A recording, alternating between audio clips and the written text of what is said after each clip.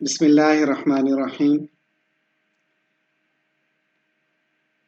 Respected all, अस्सलाम वालेकुम वरहमतुल्लाहि वबरकातुह। मैं आप सबको फजल कादिर खान इस्लामिक इंस्टीट्यूट पाकिस्तान की जानिब से खुशामदीद कहता हूँ।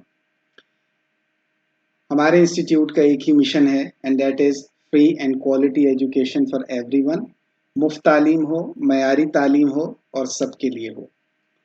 इस गोल को अचीव करने के लिए हमारे इंस्टीट्यूट ने एक फ्री ऑनलाइन कोर्स ऑफर किया है जिसका टाइटल है make your place in top 3% searches of web using Google and Google scholar.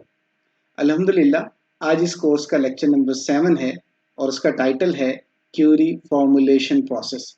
मैं हूं आपका इंस्ट्रक्टर डॉक्टर राव मोहम्मद अदील नवाब।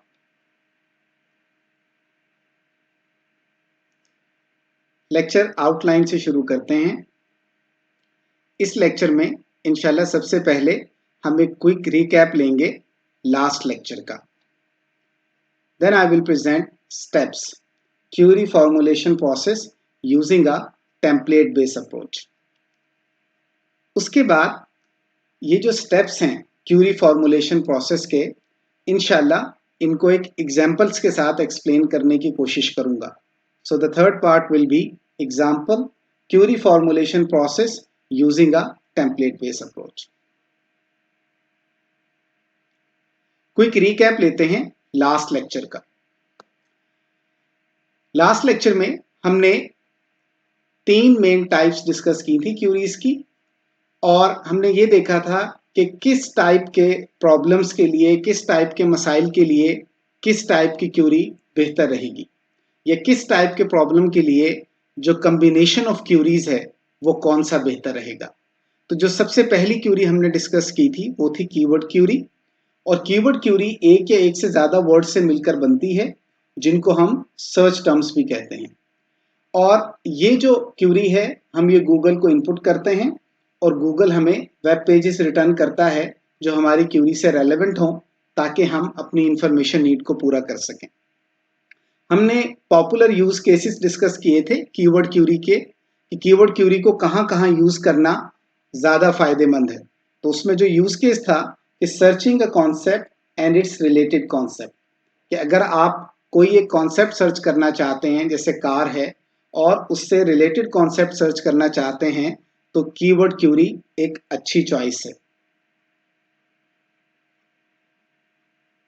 जो दूसरी टाइप की क्यूरी हमने डिस्कस की थी वो थी Boolean query. Boolean query base करती है बूलियन लॉजिक पे। ये क्या करती है कि जो इंडिविजुअल कीवर्ड्स हैं उनको आपस में मिलाती है बूलियन ऑपरेटर्स को यूज करते हुए, और वो हैं एंड और नॉट, और फिर एक क्यूरी बनती है ताकि हम अपनी इंफॉर्मेशन नीड को पूरा कर सकें। अगर हम पॉपुलर यूज केसेस की बात करें बूलियन क्यूरी की, तो पहला है हैंडलिंग वोकैबुलरी मिसमैच प्रॉब्लम, दूसरा है हैंडलिंग वेरिएंट स्पेलिंग्स प्रॉब्लम, और तीसरा है more than one options suits you. इसकी डिटेल्स हम लास्ट लेक्चर में पढ़ चुके हैं। जो तीसरी टाइप की क्यूरी है वो फ्रेज क्यूरी है। फ्रेज क्यूरी एक या एक से ज्यादा फ्रेजेस से मिलकर बनती है, और हम ये गूगल को इनपुट करते हैं और गूगल हमें वेब पेजेस रिटर्न करता है जिनमें वो एग्जैक्ट फ्रेजेस होते हैं जो हमने अपनी क्यूरी में दिए होते हैं। अगर हम फ्रेज क्यूरी के पॉपुलर यूज केसेस की बात करें तो सर्चिंग एग्जैक्ट फ्रेजेस, अगर आप बिल्कुल एग्जैक्ट फ्रेजेस ढूंढना चाहते हैं वेब पेजेस में तो फ्रेज क्यूरी को यूज करें।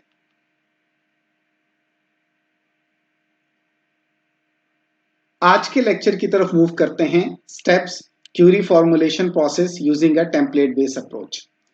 यहां पे स्टेप्स हैं, क्यूरी फॉर्मुलेशन प्रोसेस है, और जो अप्रोच यूज की गई है वो टेम्पलेट बेस्ड अप्रोच है। इंशाल्लाह आगे चलते हैं, आपको क्लियर होते चले जाएंगे। पुटिंग इट ऑल टुगेदर, जब हम रिसर्च कर रहे थे तो हमें एक चीज बड़ी इंपॉर्टेंट बताई जाती थी बार बार, कि आप जो भी काम कर रहे हैं उसको समराइज करना, उसका खुलासा करना सीखें। अगर आप किसी काम को कर रहे हैं और आप उसे एक सेंटेंस में समराइज नहीं कर सकते तो आपको खुद भी नहीं पता कि आप क्या कर रहे हैं। तो ये बहुत इंपॉर्टेंट है कि आप कोर्स पढ़ा रहे हैं, किताब लिख रहे हैं, लेक्चर बना रहे हैं, ऐसे लिख रहे हैं, ब्लॉग लिख रहे हैं, वो एक अच्छी कहानी सुनाए। It should be a good story, a connected and coherent story. तो लास्ट 6 लेक्चर हम पढ़ चुके हैं और उसमें हमने डिफरेंट अप्रोचेस पढ़ी कि हम अपने रोजमर्रा के मसाइल को गूगल को यूज करते हुए कैसे हल कर सकते हैं। मेरा आपसे सवाल ये है कि वो अप्रोचेस कौन सी हैं, क्या आप बता सकते हैं?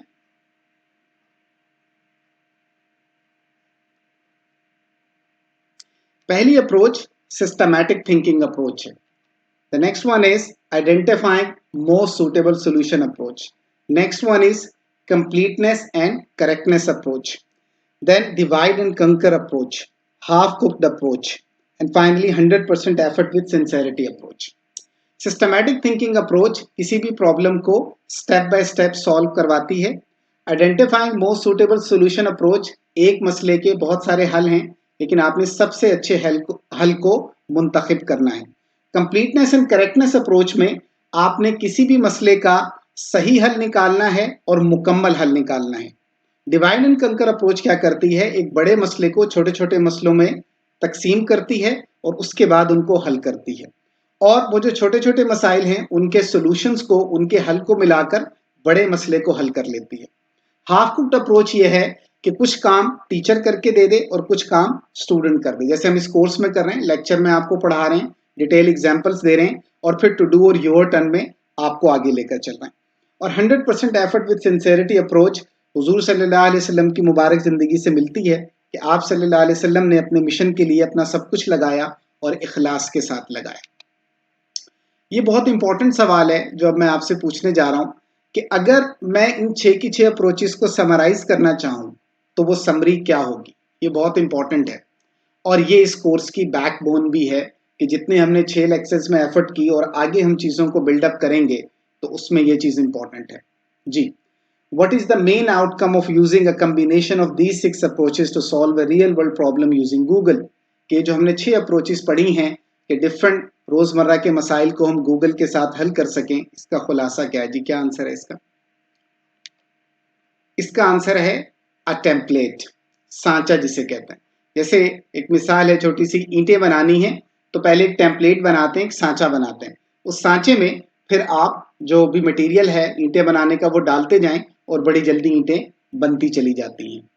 ये जो 6 हमने लास्ट लेक्चर्स पढ़े हैं इनको हमने कंबाइन करके एक टेम्पलेट बनाने की कोशिश की है कि आप इस सांचे को, इस टेम्पलेट को यूज करते हुए किसी भी रोजमर्रा के मसले को गूगल को इस्तेमाल करते हुए हल कर सकते हैं। इस लेक्चर में मैंने इंशाल्लाह इसको डिटेल में डिस्कस करना है।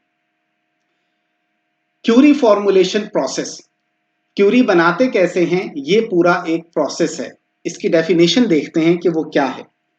कि बेसिकली क्यूरी फॉर्मुलेशन प्रोसेस एक स्टेप बाय स्टेप प्रोसेस है कि एक एक स्टेप करके हम अपने प्रॉब्लम को सॉल्व करते हैं। और उसमें पहला स्टेप क्या है कि जो आपका रियल वर्ल्ड प्रॉब्लम है, जो आपका मसला है, आप उसको इंफॉर्मेशन नीड में कन्वर्ट करें। उसके बाद जो आपकी इंफॉर्मेशन नीड है उसे आप एक अच्छी क्यूरी के अंदर ट्रांसफॉर्म करें ताकि आपकी इंफॉर्मेशन नीड पूरी हो जाए। और जब आपकी इंफॉर्मेशन नीड पूरी हो जाएगी तो आपका रियल वर्ल्ड प्रॉब्लम भी हल हो जाएगा। इसका पर्पस क्या है? इसका पर्पस ये है कि अगर हम क्यूरी फॉर्मुलेशन प्रोसेस सीख लेते हैं तो हम आसानी से और जल्दी से अपना मतलूबा डेटा वेब से हासिल कर सकते हैं। और हम इसकी बार बार बात कर रहे हैं कि quickly and easily get your desired data from the web.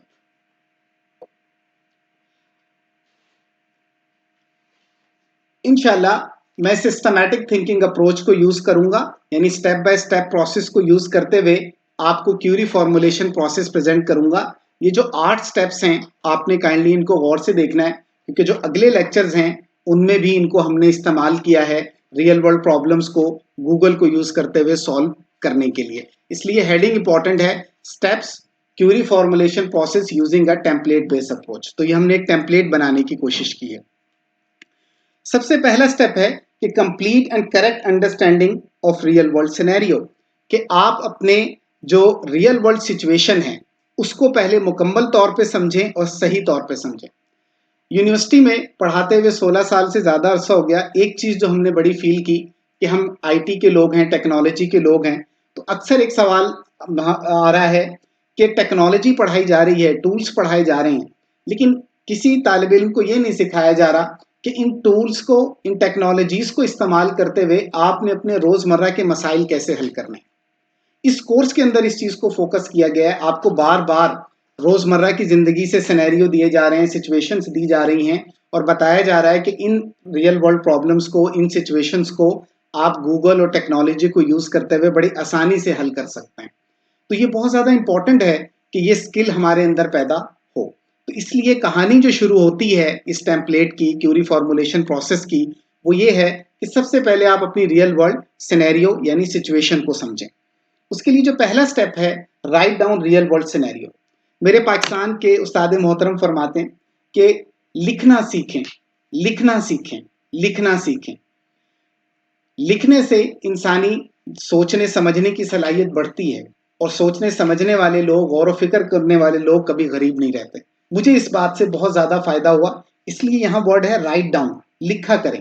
हो सकता है पहली दफा में सिचुएशन आप सही ना लिख पाए, दूसरी दफा में, तीसरी दफा में, जब आप 3-4 मरतबा आइट्रेशन करेंगे, दोहराएंगे, तो इंशाल्लाह ठीक होगा।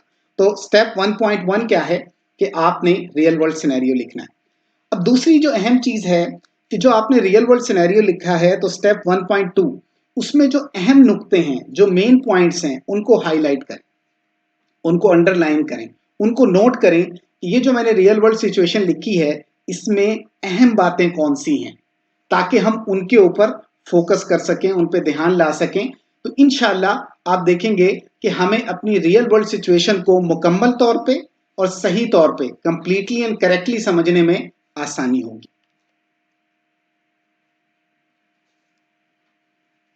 जब हमने अपने रियल वर्ल्ड सिनेरियो को समझ लिया, तो अब जो दूसरा स्टेप है, स्टेप 2, वो है extract real world problem from real world scenario. अब देखिए हर स्टेप पिछले स्टेप से जुड़ा हुआ है। तो आपने जो रियल वर्ल्ड सिनेरियो स्टेप 1 में लिखा था, आपने स्टेप 2 में उसमें से रियल वर्ल्ड प्रॉब्लम निकालना है कि ये जो सिचुएशन आपको पेश आई है, इसमें मसला क्या है। जब आप मसले को आइडेंटिफाई कर रहे हैं, तो अगेन वही phenomena, completeness and correctness. Problem को मुकम्मल तौर पे समझें और सही तौर पे समझें। उसको समझने के लिए 4 चीजें अगर हम इंशाल्लाह फोकस करें, तो उम्मीद है कि हमें समझ आ जाएगी। सबसे पहले आप अपने प्रॉब्लम का, मसले का डिस्क्रिप्शन लिखें, उसे 1-2 सेंटेंसेस में, एक शॉर्ट पैराग्राफ में लिखें। जो नेक्स्ट स्टेप है वो ये है कि आप अपने रियल वर्ल्ड प्रॉब्लम को, अपने मसले को समराइज करें, उसका खुलासा लिखें, एक वर्ड में, एक फ्रेज में या एक सेंटेंस में, यानी एक लफ्ज में, 2-4 लफ्जों में या एक जुमले में। जब हम रिसर्च कर रहे थे पीएचडी, तो हमें ये कहा जाता था कि समराइज करें अपने पीएचडी थीसिस को, अपने काम को एक सेंटेंस में, चाहे वो रिसर्च पेपर है, चाहे पीएचडी थीसिस है, तो आप अपने प्रॉब्लम को समराइज करें। अगर आप एक वर्ड, एक फ्रेज या एक सेंटेंस में समराइज नहीं कर पा रहे, तो आपको अपने प्रॉब्लम की सही समझ नहीं है। अगला जो स्टेप है कि जो आपका प्रॉब्लम है, जो मसला है, उसमें गिवन लिखें और टास्क लिखें कि आपको क्या दिया गया है और आपने क्या काम करना है। और जो आखिरी स्टेप है इसके अंदर, वो ये है कि इनपुट लिखें और आउटपुट लिखें कि इनपुट क्या होगी, आउटपुट। मसलन अगर आपका एक टास्क है बॉयल एन एग, आपने एक अंडा उबालना है, तो इसमें इनपुट क्या है, एग, अंडा। आउटपुट क्या है, बॉइल्ड एग, उबला हुआ अंडा।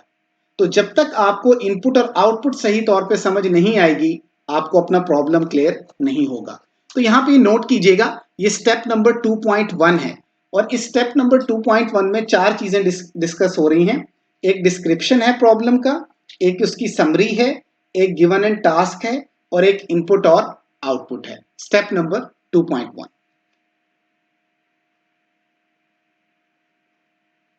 जब हमने अपने रियल वर्ल्ड प्रॉब्लम को अंडरस्टैंड कर लिया, तो जो तीसरा स्टेप है क्यूरी फॉर्मुलेशन प्रोसेस का, वो ये है कि आप डिवाइड एंड कंकर अप्रोच को यूज करें और जो आपका बड़ा प्रॉब्लम है, बड़ा मसला है, उसको छोटे छोटे सब प्रॉब्लम, सब प्रॉब्लम यानी छोटे छोटे मसाइल में ब्रेक कर लें।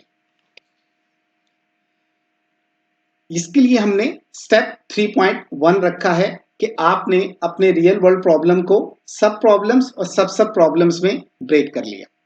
अब जो स्टेप 3.2 है, यहां पे ईच का वर्ड इंपॉर्टेंट है कि आपके जितने भी सब प्रॉब्लम हैं या सब प्रॉब्लम हैं, उन सब के लिए आपने रिपीट करना है स्टेप 2.1। यानी इसका क्या मतलब हुआ कि आपने प्रॉब्लम के लिए डिस्क्रिप्शन लिखा, समरी लिखी, गिवन एंड टास्क लिखा, इनपुट एंड आउटपुट लिखा। इसी तरह आपने हर एक सब प्रॉब्लम के लिए, हर एक सब प्रॉब्लम के लिए उसका डिस्क्रिप्शन, उसकी समरी, उसका गिवन एंड टास्क और उसका इनपुट और आउटपुट लिखना है, ताकि आपको सब प्रॉब्लम और सब प्रॉब्लम भी मुकम्मल तौर पे और सही तौर पे समझ आ जाए। उम्मीद है ये स्टेप आपको क्लियर हो गया होगा। चौथे स्टेप की तरफ चलते हैं कि आपने अपने रियल वर्ल्ड प्रॉब्लम में से अपनी इंफॉर्मेशन नीड निकालनी है कि आपको कौन सी मालूमात चाहिए हैं जिससे आपका रियल वर्ल्ड प्रॉब्लम हल हो जाए। अब आपने स्टेप 3 में देखा है कि हमने रियल वर्ल्ड प्रॉब्लम को डिवाइड एंड कंकर अप्रोच को यूज करते हुए सब प्रॉब्लम और सब प्रॉब्लम में भी ब्रेक कर सकते हैं। इसलिए मैंने ये लिखा है फॉर ईच प्रॉब्लम, सब प्रॉब्लम, यानी प्रॉब्लम के लिए सब प्रॉब्लम और सब प्रॉब्लम के लिए आप अपनी इंफॉर्मेशन लीड लिखें in the form of attribute value pair. ये हम प्रीवियस लेक्चर्स में बड़ी डिटेल में डिस्कस कर चुके हैं कि इंफॉर्मेशन नीड को एट्रीब्यूट वैल्यू पेयर की फॉर्म में कैसे लिखते हैं। स्टेप नंबर 5, यहां पे आपने अप्रोच यूज करनी है आइडेंटिफाई मोस्ट सुटेबल सॉल्यूशन। बहुत सारे सर्च इंजन हैं, बिंग है, याहू है, बैडू है, गूगल है। आपने एक या एक से ज्यादा सर्च इंजन सेलेक्ट करने हैं जिनको आप यूज करेंगे ताकि आप अपनी इंफॉर्मेशन नीड को पूरा कर सकें।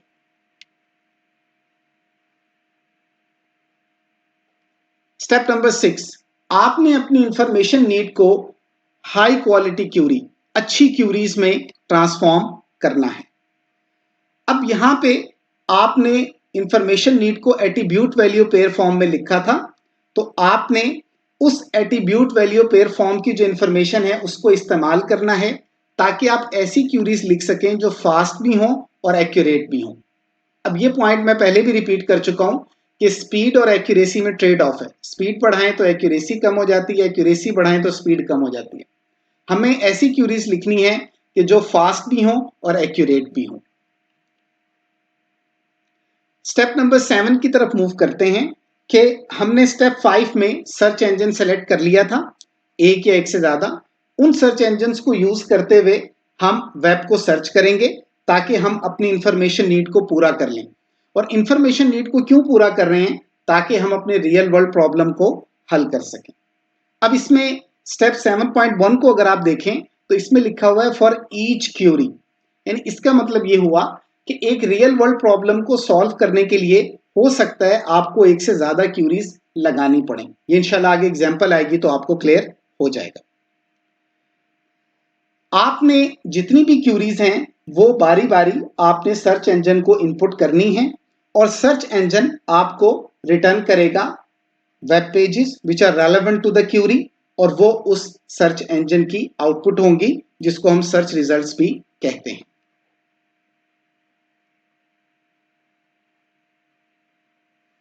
जब आपको सर्च इंजन ने सर्च रिजल्ट्स रिटर्न कर दिए तो आप उनको इवैल्यूएट करें।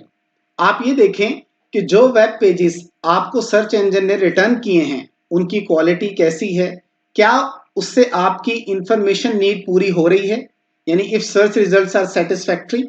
अगर आपकी इंफॉर्मेशन नीड पूरी हो रही है, आप सेटिस्फाइड हैं, तो मजीद सर्चिंग करने की जरूरत नहीं है। लेकिन अगर आपकी इंफॉर्मेशन नीड पूरी नहीं हो रही तो या तो आप स्टेप 1 पर जाएं या स्टेप 4 पे जाएं। ये मैंने दो ऑप्शन क्यों दिए? स्टेप 1 में रियल वर्ल्ड सिनेरियो है। अगर रियल वर्ल्ड सिनेरियो में आपने कोई चीज मिस कर दी तो वो रियल वर्ल्ड प्रॉब्लम में भी आएगी, आगे इंफॉर्मेशन नीड में भी आएगी, क्यूरी में भी आएगी। हो सकता है रियल वर्ल्ड सिनेरियो भी ठीक आइडेंटिफाई हुआ हो, रियल वर्ल्ड प्रॉब्लम भी सही हो, लेकिन जो प्रॉब्लम आ रहा हो आपका वो इंफॉर्मेशन नीड को अंडरस्टैंड करने में आ रहा हो, which is step number 4, information need step number 4 में। तो आपने ये खुद से डिसाइड करना है कि अगर आपको सेटिस्फैक्ट्री रिजल्ट्स नहीं मिल रहे तो आपने स्टेप 1 पे जाना है या स्टेप 4 पे जाना है। अगर आपको सेटिस्फैक्ट्री रिजल्ट्स मिल गए हैं सारी क्यूरीज के अगेंस्ट तो स्टेप 7 आपका कंप्लीट हो जाएगा। और अब हम लास्ट स्टेप की तरफ मूव करेंगे कि जो हमें सेटिस्फैक्ट्री सर्च रिजल्ट्स मिले हैं डिफरेंट क्यूरीज के अगेंस्ट, हम उन सारों को आपस में मिलाएंगे, कंबाइन करेंगे ताकि हम अपने सब प्रॉब्लम्स और सब प्रॉब्लम्स को हल कर सकें। और जब हमारे सब प्रॉब्लम और सब प्रॉब्लम हल हो जाएंगे तो उनके सॉल्यूशंस को हम मिलाएंगे ताकि हम अपने बड़े और पेचीदा रियल वर्ल्ड प्रॉब्लम को हल कर सकें। तो ये वो 8 स्टेप प्रोसेस है जिसको मैंने कहा है कि query formulation process using a template based approach. इंशाल्लाह इस कोर्स में, इस लेक्चर में भी और अगले 3 लेक्चर्स में आप देखेंगे कि ये एक जेनेरिक टेम्पलेट है, इसको यूज करते हुए हम रियल वर्ल्ड प्रॉब्लम्स को कैसे सॉल्व कर सकते हैं। मूव करते हैं to do and your turn. जो टू डू टास्क में आपका पहला टास्क है, मेरे पाकिस्तान के उस्ताद मोहतरम फरमाते हैं, उनकी दुआ तवज्जो से अल्लाह के फजल से लिखा गया, वो फरमाते हैं there is always room for improvement. हमेशा चीज़ों को बेहतर करने की गुंजाइश रहती है। तो आपसे हम्बल रिक्वेस्ट है कि ये जो 8 स्टेप्स हैं, 8 स्टेप्स प्रोसेस है क्यूरी फॉर्मुलेशन का, आप इसके ऊपर अपने कमेंट्स दें और हमें बताएं कि ये कितना अच्छा है, कितना इसमें इम्प्रूवमेंट हो सकती है। दूसरा जो टास्क है वो अगेन वो मैंने लिख दिया है कि suggest any other steps to further improve. ये जो हमने 8 स्टेप प्रोसेस आपको दिया है, पूरा एक टेम्पलेट है, आप काइंडली सजेस्ट करें अगर आपके ख्याल में कोई और स्टेप्स इसके अंदर ऐड कर दिए जाएं ताकि ये बेहतर हो सके। योर टर्न टास्क की तरफ मूव करते हैं। योर टर्न टास्क एक ही है कि आप कोई रियल वर्ल्ड टास्क सेलेक्ट करें और उसका एक टेम्पलेट बनाएं, एक सांचा बनाएं ताकि आप उस टास्क को मुकम्मल तौर पे और सही तौर पे एग्जीक्यूट कर सकें।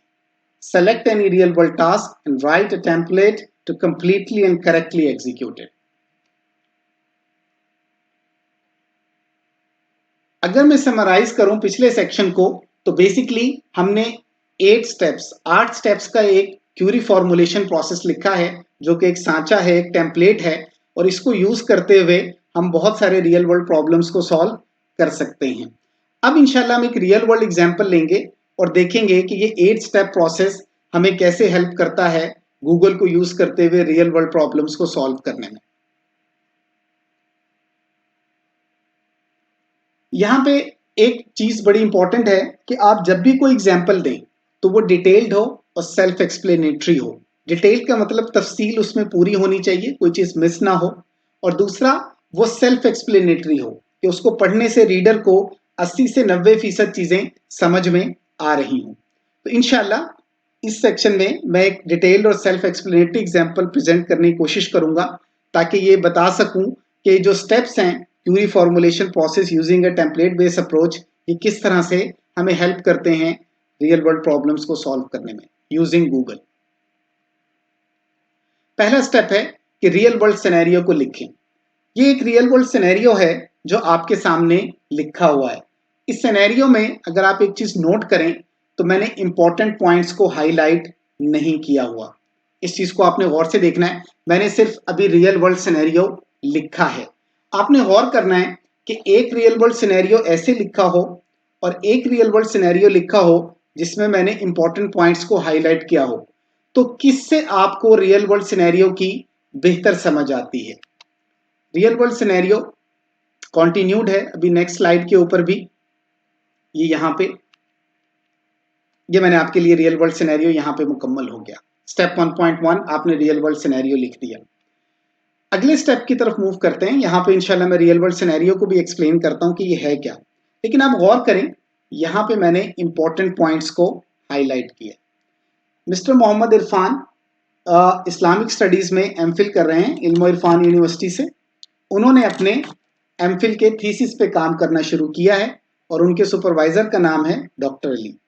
उन्होंने अपने सुपरवाइजर के साथ डिस्कशन की रिसर्च टॉपिक के ऊपर और दोनों ने एग्री किया कि जो रिसर्च टॉपिक होगा उसका टाइटल होना चाहिए principles of Islamic economic system, इस्लामी मौशी निज़ाम के असूल। अब जो बेसिक्स हैं किसी भी रिसर्च टॉपिक की, उनकी अंडरस्टैंडिंग बहुत ज़्यादा ज़रूरी है रिसर्च पेपर पढ़ने से पहले या रिसर्च को आगे बढ़ाने से पहले। इसलिए जो बेसिक्स हैं इस टॉपिक की, उसकी स्ट्रॉन्ग और इन डेप्थ अंडरस्टैंडिंग को डेवलप करने के लिए इरफान के सुपरवाइजर ने उनको ये सजेस्ट किया कि वो प्लान करें, डिज़ाइन करें और राइट करें एक लेक्चर, और टॉपिक उसका क्या हो, principles of the Islamic economic system. यहाँ ये चीज़ इंपॉर्टेंट है, मैं एक वर्ड बार बार रिपीट कर रहा हूँ, प्लान करना, डिज़ाइन करना और फिर उसको एग्जीक्यूट करना। प्लान, हमारी प्लानिंग होती नहीं, प्लान करना सीखें चीजों को, डिजाइन करते हुए आप लिखा करें चीजों को और बार बार उसको रिफाइन करें जब तक वो सेटिस्फैक्टरी लेवल पे ना चले जाएं।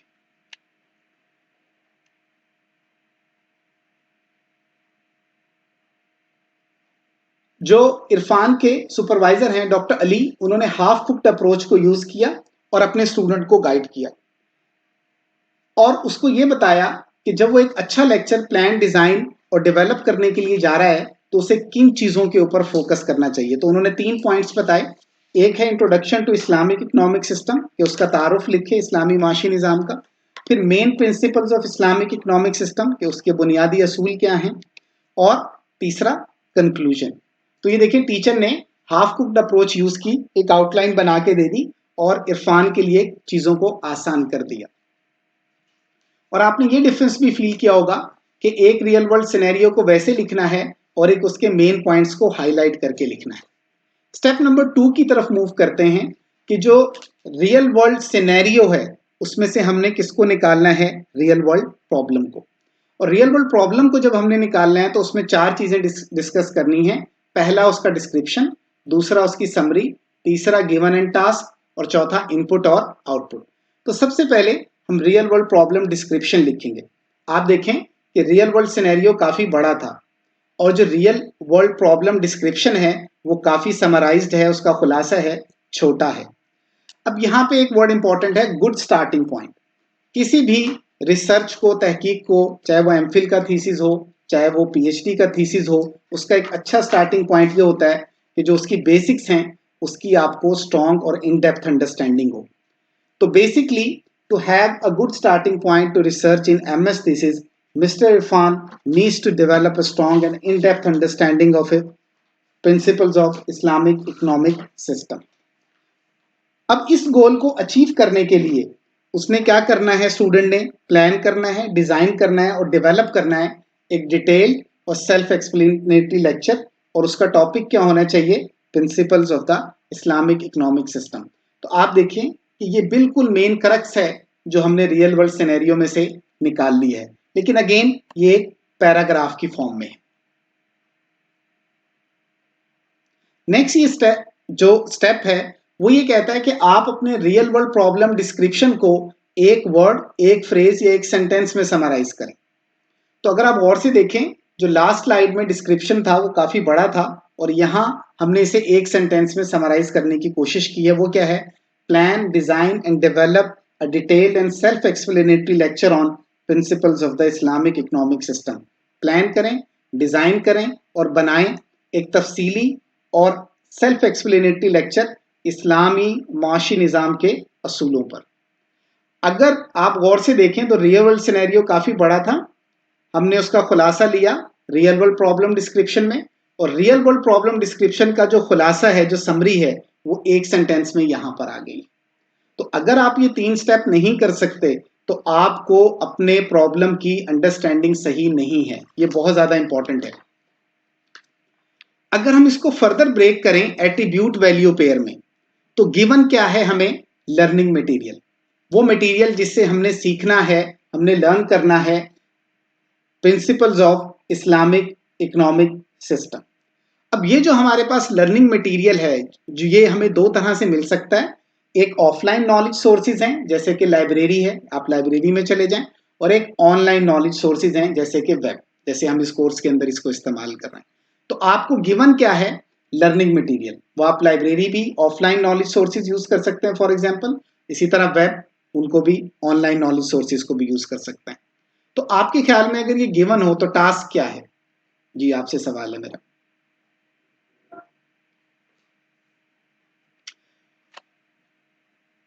टास्क है plan, design and develop a detailed and self explanatory lecture on principles of the Islamic economic system.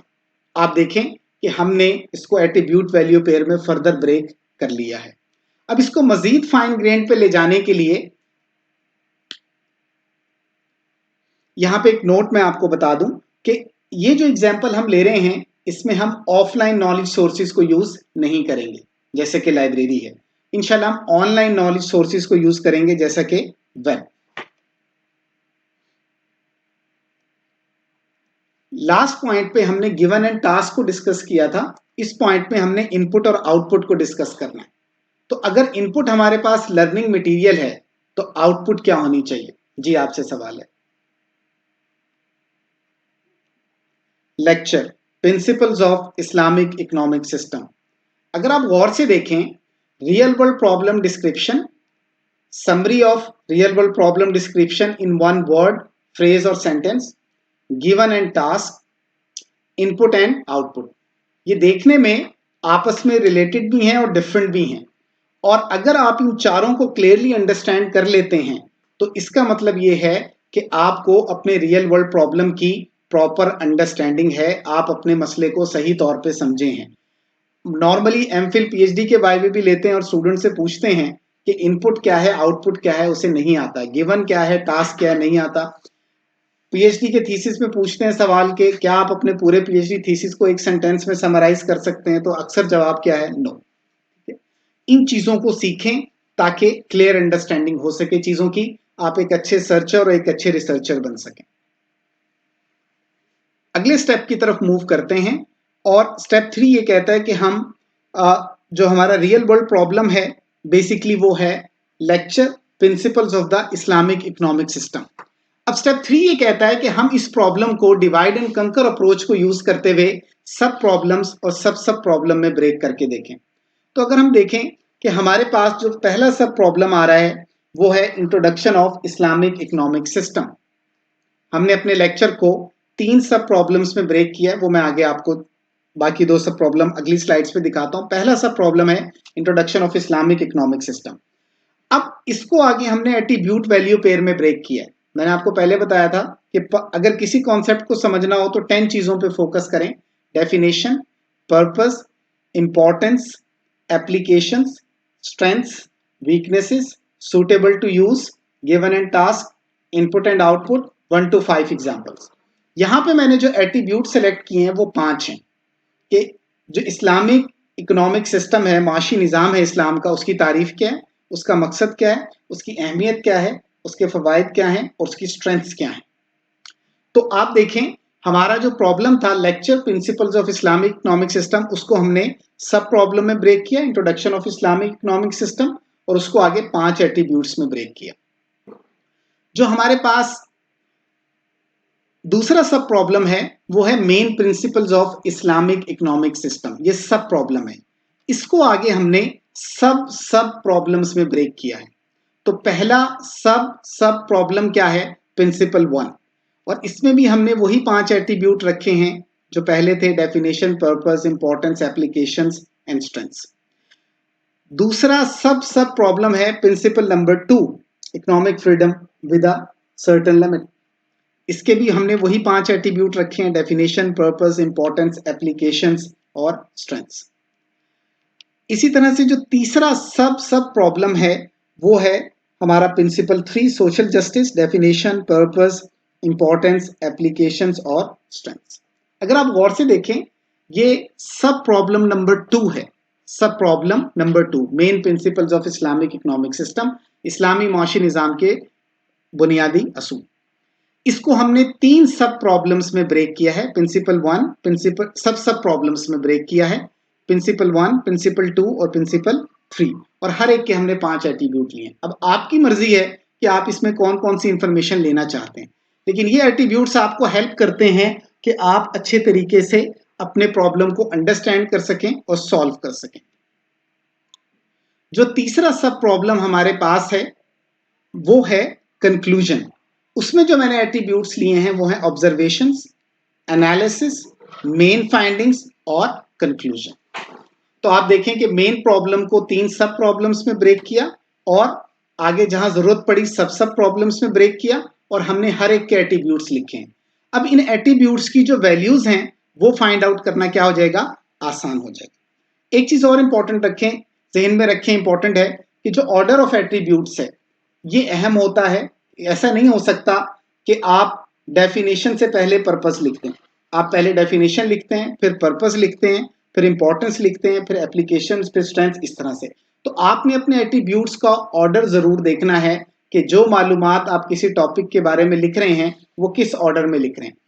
हम जब थीसिस लिख रहे थे तो हमें ये इंस्ट्रक्शन दी जाती थी कि आपका हर वर्ड दूसरे वर्ड से कनेक्टेड हो, जुड़ा हुआ हो, हर सेंटेंस दूसरे सेंटेंस से जुड़ा हुआ हो, हर पैराग्राफ दूसरे पैराग्राफ से कनेक्टेड हो, हर सेक्शन दूसरे पैराग्राफ से दूसरे सेक्शन से कनेक्टेड हो, हर चैप्टर दूसरे चैप्टर से कनेक्टेड हो। यानी योर रिसर्च वर्क, चाहे वो आपका पेपर हो, चाहे थीसिस हो, चाहे बुक हो, it should tell a connected and coherent story.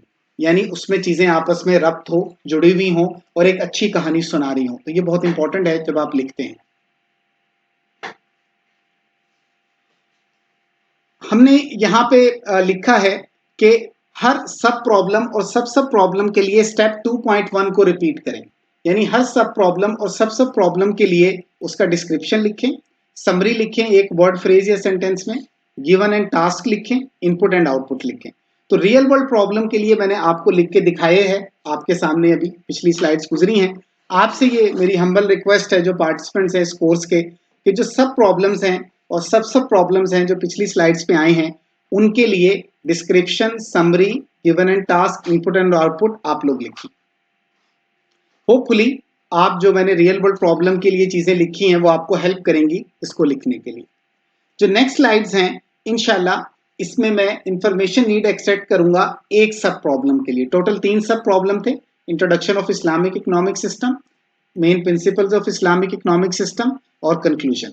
तो पहला सब प्रॉब्लम है introduction of Islamic economic system. इंशाल्लाह इसकी इंफॉर्मेशन नीड मैं एक्सट्रैक्ट करूंगा।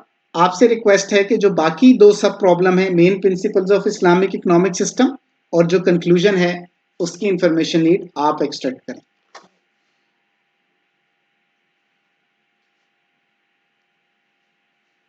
और जो इंफॉर्मेशन नीड हमने एक्सट्रैक्ट करनी है प्रॉब्लम, सब प्रॉब्लम के लिए, वो इंशाल्लाह हम एट्रीब्यूट वैल्यू पेयर की फॉर्म में लिखेंगे।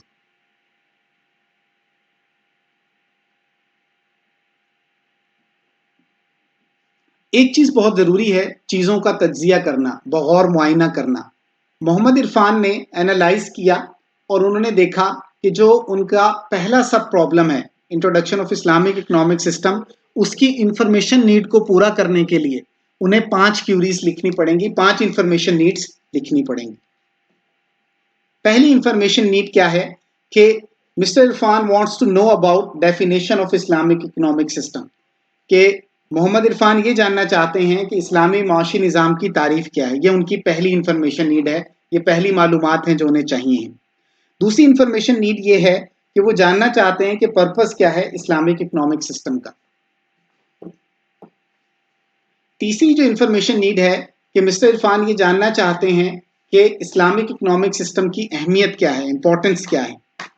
चौथी इंफॉर्मेशन नीड ये है कि मिस्टर इरफान ये जानना चाहते हैं कि इस्लामिक इकोनॉमिक सिस्टम की एप्लीकेशंस क्या हैं। और जो पांचवी इंफॉर्मेशन नीड है वो ये है कि मिस्टर इरफान ये जानना चाहते हैं कि इस्लामिक इकोनॉमिक सिस्टम की स्ट्रेंथ्स क्या हैं। अगर आप गौर से देखें, जब हमने ये सब प्रॉब्लम लिखा था introduction of Islamic economic system, तो हमने कहा था कि हम इसके 5 एट्रीब्यूट्स पे फोकस करेंगे, डेफिनेशन, पर्पस, इंपॉर्टेंस, एप्लीकेशन और स्ट्रेंथ। और आप गौर से देखें कि ये जो डिवाइड एंड कंकर अप्रोच है, चीज़ों को एट्रीब्यूट्स में ब्रेक करना, ये आगे हमें हेल्प कर रहा है कि हम अपनी इंफॉर्मेशन नीड को आसानी से एक्सट्रैक्ट कर सकें रियल वर्ल्ड प्रॉब्लम में से।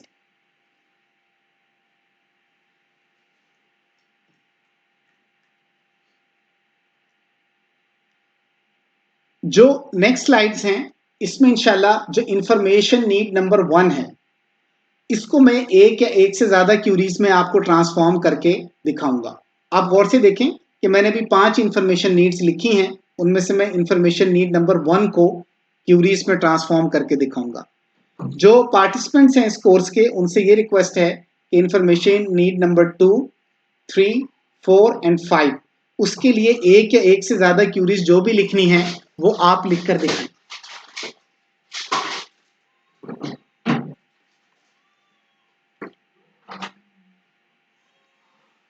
यहां पे स्टेप नंबर 5 आ गया है, जिसमें यह सवाल है कि हमने अपनी इंफॉर्मेशन नीड को पूरा करने के लिए किस सर्च इंजन को यूज करना है। तो इंशाल्लाह जो दुनिया का बेस्ट सर्च इंजन है गूगल, इंशाल्लाह हम उसको यूज करेंगे।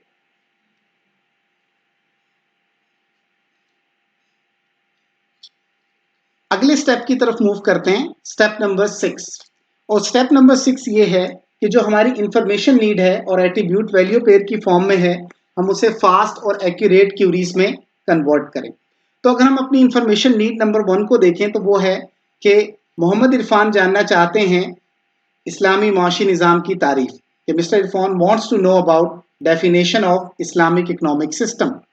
अब जो क्यूरी मैंने बनाई है वो है define Islamic economic system double quotes में है। तो अगर आप गौर से देखें ये एक फ्रेजल क्यूरी है, फ्रेज क्यूरी है, और जो डिफाइन है वो कीवर्ड है, और ये डिफाइन का वर्ड यूज होता है जब आप किसी भी कॉन्सेप्ट की डेफिनेशन इंटरनेट से सर्च करना चाहें। तो आप फ्रेज क्यूरी हम डिटेल में पढ़ चुके हैं, उसकी डिटेल्स में मैं नहीं जाऊंगा। यहां पे एक चीज नोट करें कि मैंने सिंपलिसिटी के लिए लेक्चर को अच्छी तरह से एक्सप्लेन करने के लिए सिर्फ एक क्यूरी लिखी है, लेकिन आप मल्टीपल क्यूरीज लिख सकते हैं, एक से ज्यादा अच्छी क्यूरीज लिख सकते हैं। फॉर एग्जाम्पल इसी इंफॉर्मेशन नीड के लिए एक क्यूरी हो सकती थी डिफाइन इस्लामिक इकोनॉमिक सिस्टम, ये एक कीवर्ड क्यूरी है। एक और क्यूरी हो सकती थी define economic system of Islam, ये भी एक कीवर्ड क्यूरी है। एक और क्यूरी हो सकती थी डिफाइन और डबल कोट्स में है इकोनॉमिक सिस्टम ऑफ इस्लाम, ये एक फ्रेज क्यूरी है। तो एक इंफॉर्मेशन नीड को फुलफिल करने के लिए आप एक या एक से ज्यादा हाई क्वालिटी की क्यूरीज लिख सकते हैं।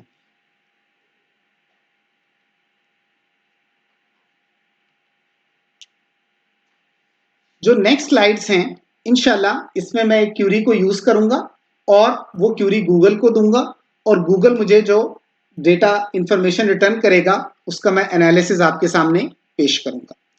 जो पार्टिसिपेंट्स हैं इस कोर्स के, उनसे ये रिक्वेस्ट है कि जो इंफॉर्मेशन नीड 2, 3, 4 और 5 के लिए उन्होंने क्यूरीज बनाई थी वो उन क्यूरीज को गूगल को दें और देखें कि गूगल क्या उनको उनका डिजायर्ड डेटा रिटर्न करता है या नहीं करता।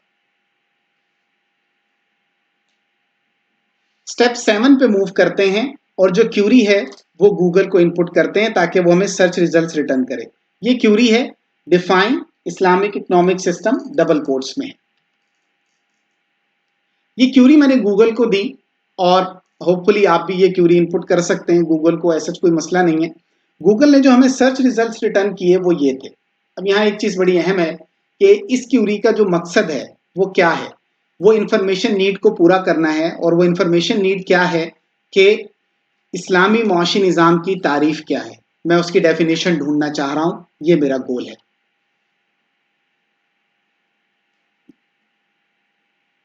इवेल्युएट सर्च रिजल्ट्स, ये मैंने बताया था कि गूगल जो भी सर्च रिजल्ट्स आपको रिटर्न करे आपने उनको इवेल्युएट करना है, आपने उनको गौर से तज्जिया करना है।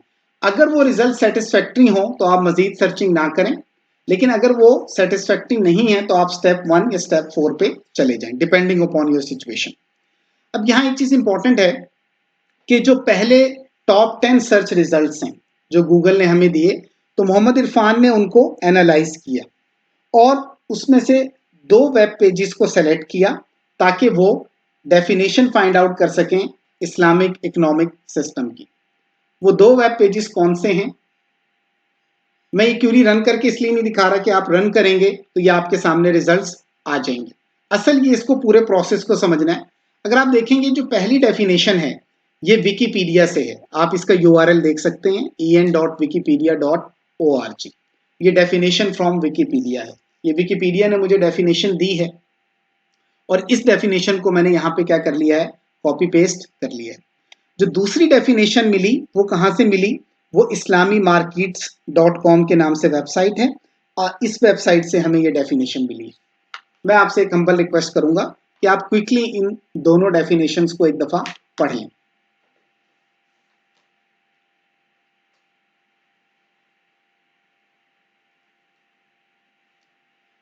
इस क्यूरी को एक दफा मैं क्विकली आपको रन करके भी दिखा देता हूं कि आपको जो विकीपीडिया जो रिजल्ट्स रिटर्न कर रहा है, और ये डिफाइन, हम डबल कोट्स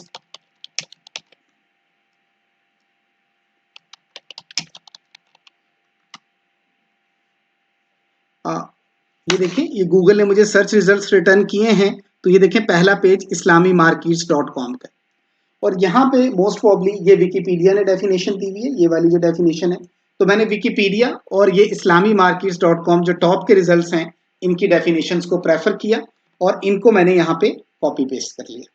तो आप देख सकते हैं दोनों डेफिनेशंस आपके सामने हैं। आप ये क्यूरी गूगल को करें तो आपको भी ये डेफिनेशंस मिल जाएंगे। अब यहाँ पे एक चीज इंपॉर्टेंट है कि मैनुअल इंस्पेक्शन, कि जब भी आपको सर्च रिजल्ट्स आते हैं तो आप उनको ऑब्जर्व करें, उनका बगौर मुआयना करें, तज्जिया करें, सिर्फ उनको ऊपर ऊपर से ना देखें। तो अगर हम ये दोनों डेफिनेशंस जो मैंने आपको अभी दिखाई हैं, इन दोनों का एनालिसिस करें तो आपके ख्याल में ज्यादा अच्छी कौन सी है? जी, जो विकिपीडिया ने दी है वो डेफिनेशन ज्यादा अच्छी है इस्लामिक इकोनॉमिक सिस्टम की, या जो इस्लामी मार्केट्स वेबसाइट ने हमें दी है वो ज्यादा अच्छी है? आपका क्या आंसर है? जो डेफिनेशन इस्लामिक मार्केट्स ने हमें प्रोवाइड की है, it seems to be more appropriate. यहाँ ये वर्ड मोर अप्रोप्रिएट, वो ज्यादा मुनासिब है कंपेयर टू जो हमें विकिपीडिया ने दी है।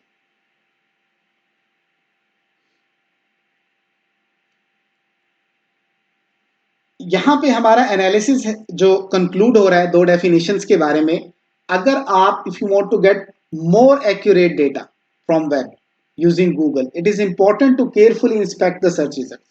अगर आप चाहते हैं कि आपको सही मालूमात जल्दी मिल जाए इंटरनेट से, तो उसके लिए ज़रूरी है कि आप केयरफुली अपने सर्च रिजल्ट्स को देखें, उनका बगौर मुआयना करें, तज्जिया करें, तो इंशाल्लाह उम्मीद है कि आपको अपना डिज़ायर्ड डेटा बहुत जल्दी मिल जाएगा। ये हेडिंग बड़ी इंपॉर्टेंट है, using text from web in our essay, blog, lecture और रिसर्च आर्टिकल। अगर हमने, जैसे ये वेब पे डेफिनेशन है इस्लामिक इकोनॉमिक सिस्टम की, और मोहम्मद इरफान ने इस डेफिनेशन को अपने लेक्चर में यूज करना है, तो सही तरीके से टेक्स्ट को यूज करने का क्या तरीका है, ये डेफिनेशन हम कैसे ले सकते हैं? क्योंकि आपका क्या आंसर है?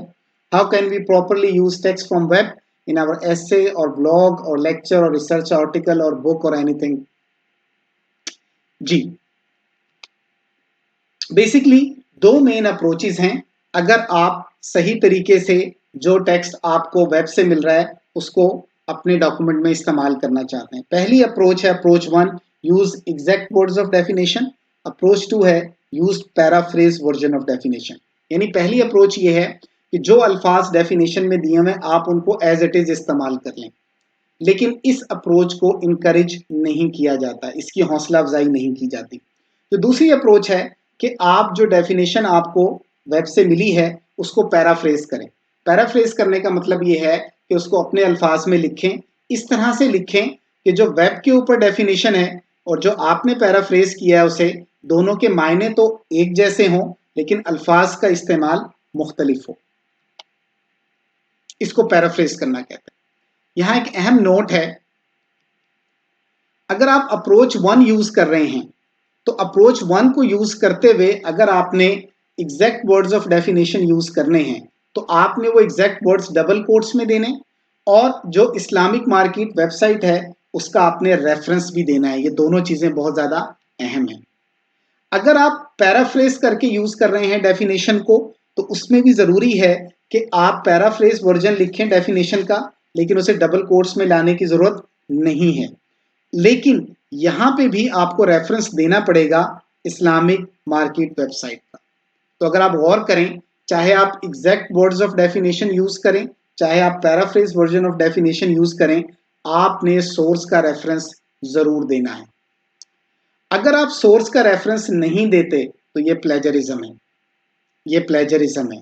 आपका जो टेक्स्ट है जो आपने इस्तेमाल किया है वो प्लेजराइज कंसिडर होगा।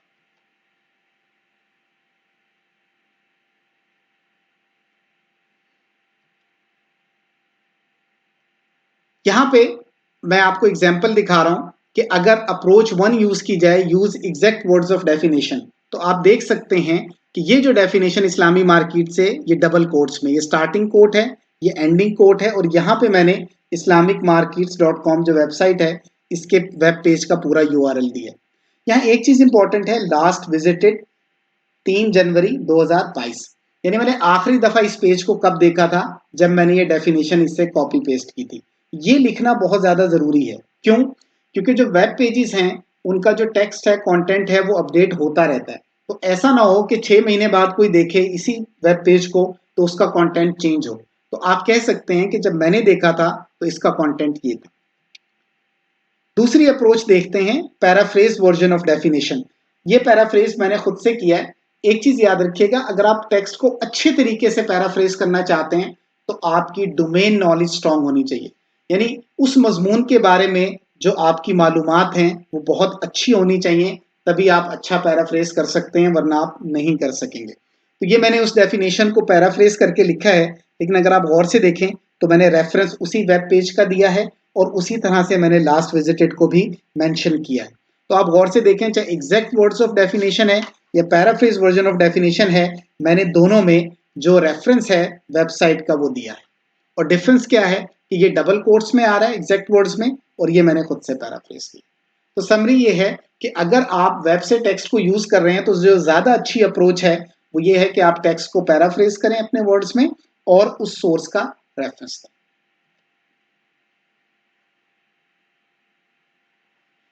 आखिरी स्टेप नंबर 8।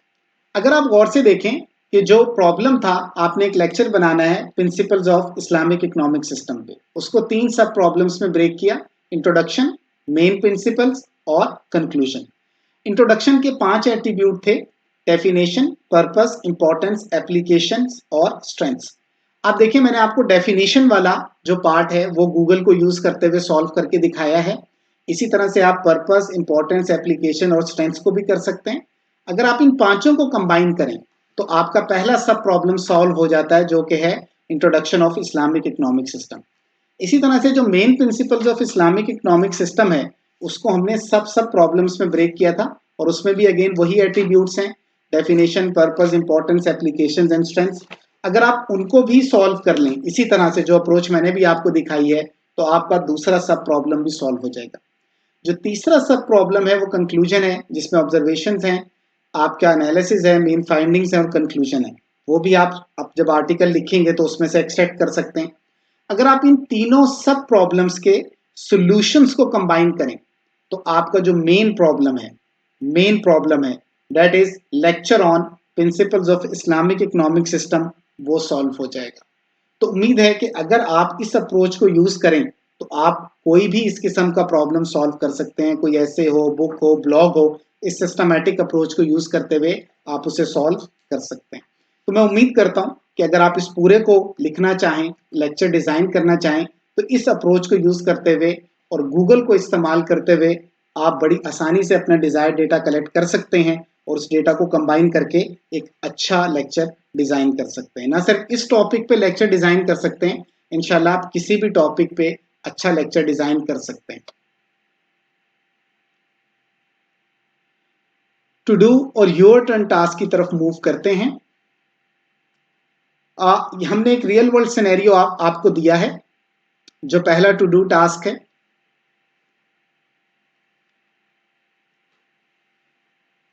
जो रियल वर्ल्ड सिनेरियो है वो ये है कि मोहम्मद इरफान मास्टर्स कर रहे हैं, एमफिल कर रहे हैं कंप्यूटर साइंस में इल्म इरफान यूनिवर्सिटी से, और उनके जो सुपरवाइजर हैं एमफिल के थीसिस के वो डॉक्टर अली हैं। सुपरवाइजर और स्टूडेंट की डिस्कशन के बाद ये डिसाइड हुआ कि उन्होंने जिस रिसर्च टॉपिक पे काम करना है वो है एब्स्ट्रैक्टिव टेक्स्ट समराइजेशन। टेक्स्ट समराइजेशन ये होती है कि आपको एक डॉक्यूमेंट, एक आर्टिकल, एक वेब पेज दिया गया है और आपने उसका खुलासा लिखना है, उसकी समरी लिखनी है। उसकी एक टाइप है एब्स्ट्रैक्टिव टेक्स्ट समराइजेशन। अब जो रिसर्च टॉपिक की बेसिक्स हैं उनकी स्ट्रॉन्ग और इन डेप्थ अंडरस्टैंडिंग को डेवलप करने के लिए जो इरफान के सुपरवाइजर हैं उन्होंने उनको कहा है कि उन्होंने एक लेक्चर तैयार करना है। उस लेक्चर का टाइटल होना चाहिए टाइप्स ऑफ टेक्स्ट समराइजेशन, कि टेक्स्ट समराइजेशन की डिफरेंट टाइप्स क्या उन कौन सी हैं। जो इरफान के सुपरवाइजर हैं उन्होंने हाफ कुक्ड अप्रोच को यूज किया है और हाफ कुक्ड अप्रोच को यूज करते हुए एक ब्रीफ आउटलाइन दी है ताकि इरफान अपने लेक्चर को प्लान, डिजाइन और डेवलप कर सकें। उसमें पहला जो पार्ट है वो है इंट्रोडक्शन टू टेक्स्ट समराइजेशन, जो दूसरा पार्ट है वो है टाइप्स ऑफ टेक्स्ट समराइजेशन, और उसके आगे 2 सब पार्ट्स हैं, एक्सट्रैक्टिव टेक्स्ट समराइजेशन और एब्स्ट्रैक्टिव टेक्स्ट समराइजेशन, और तीसरा कंक्लूजन। आपसे क्या क्वेश्चन है, आपने क्या करना है कि अभी जो मैंने आपको 8 स्टेप्स बताए हैं, query formulation process using a template based approach, आपने उस पूरे के पूरे प्रोसेस को एग्जीक्यूट करना है और ये लेक्चर तैयार करना है।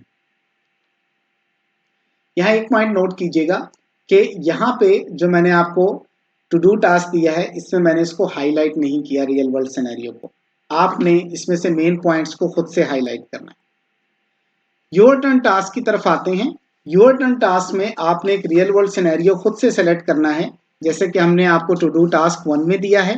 और क्वेश्चन आपसे क्या है कि ये जो हमने आपको स्टेप्स पढ़ाए हैं, query formulation process using a template based approach, ये जो 8 स्टेप्स हैं इनको आपने एग्जीक्यूट करना है और रियल वर्ल्ड प्रॉब्लम को सॉल्व करना है। Let's move to the lecture summary. आज के लेक्चर में जो हमने मेन चीज डिस्कस की है वो, एक तो हमने क्यूरी फॉर्मुलेशन प्रोसेस को डिस्कस किया है using a template based approach, और दूसरी अहम चीज ये सीखी है कि चीजों को समराइज कैसे किया जाता है, जिसे मैं कह रहा हूं पुटिंग इट ऑल टुगेदर। कि जो पिछले 6 लेक्चर्स में हमने डिफरेंट अप्रोचेस पढ़ी थी, उनमें शामिल हैं systematic thinking approach, identifying most suitable solution approach, completeness and correctness approach, divide and conquer approach, half cooked approach, 100% effort with sincerity approach. ये जो डिफरेंट अप्रोचेस हमने यूज की हैं, इन सारों को हम कंबाइन कैसे कर सकते हैं, और इन सारों को कंबाइन करके हम एक टेम्पलेट कैसे बना सकते हैं, और वो टेम्पलेट हमारा 8 स्टेप प्रोसेस है जिसको हमने अभी डिटेल में आपके साथ डिस्कस किया। अगेन ये वही स्टेप्स हैं कि सबसे पहले आपने रियल वर्ल्ड सिनेरियो को कंप्लीटली और करेक्टली अंडरस्टैंड करना है, रियल वर्ल्ड प्रॉब्लम को, रियल वर्ल्ड सिनेरियो को कंप्लीटली और करेक्टली अंडरस्टैंड करना है।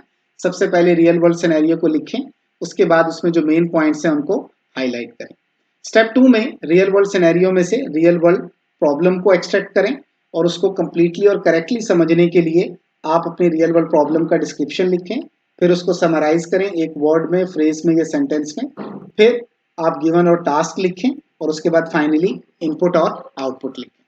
स्टेप 3 में आप डिवाइड एंड कंकर अप्रोच को यूज करते हुए अपने रियल वर्ल्ड प्रॉब्लम को सब प्रॉब्लम और सब प्रॉब्लम्स में ब्रेक करें, और उसके बाद आपके जितने भी सब प्रॉब्लम और सब प्रॉब्लम हैं उनके लिए स्टेप 2.1 को रिपीट करें, यानी description of problem, summary of problem, given and task, input और आउटपुट को लिखें। स्टेप नंबर 4 में आपने अपने रियल वर्ल्ड प्रॉब्लम में से इंफॉर्मेशन नीड को एक्सट्रैक्ट करना है और उसको एट्रीब्यूट वैल्यू पेयर की फॉर्म में लिखना है। स्टेप नंबर 5 में आपने एक या एक से ज्यादा सर्च इंजन सेलेक्ट करने हैं ताकि आप उनको क्यूरी देके अपनी इंफॉर्मेशन नीड को फुलफिल कर सकें। उसके बाद जो स्टेप नंबर 6 है, आपने इंफॉर्मेशन नीड को हाई क्वालिटी क्यूरी के अंदर ट्रांसफॉर्म करना है।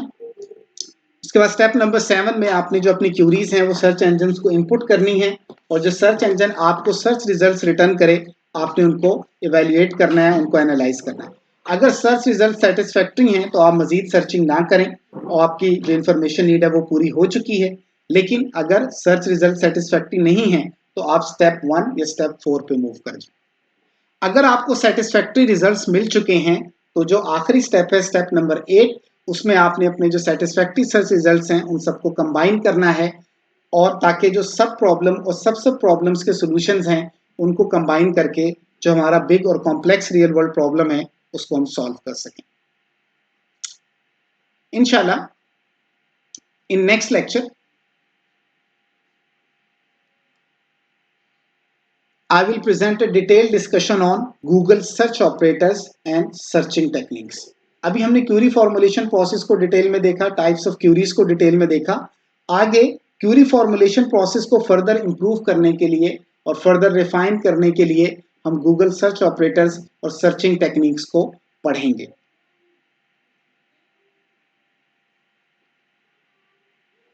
हजरत इब्ने नौमान नव्वरुल मरकदा का फरमान मुबारक, अहले इल्म का इस पर इजमा है कि रसूल अकरम सल्लल्लाहु अलैहि वसल्लम पर दुरूद पाक पढ़ना सब अमाल से अफजल है।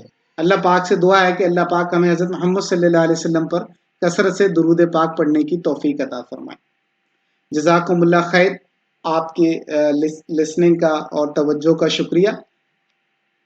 आपसे रिक्वेस्ट है कि अगर आपने हमारा चैनल सब्सक्राइब नहीं किया तो काइंडली इसको सब्सक्राइब कर लें। हमारे फेसबुक पेज को अगर आपने अभी तक लाइक नहीं किया उसको कर लें ताकि आपको पोस्ट मिलती रहें। आपसे रिक्वेस्ट है कि इन लेक्चर्स को अल्लाह की रज़ा के लिए शेयर करें, अपने यूज़फुल कमेंट्स दें।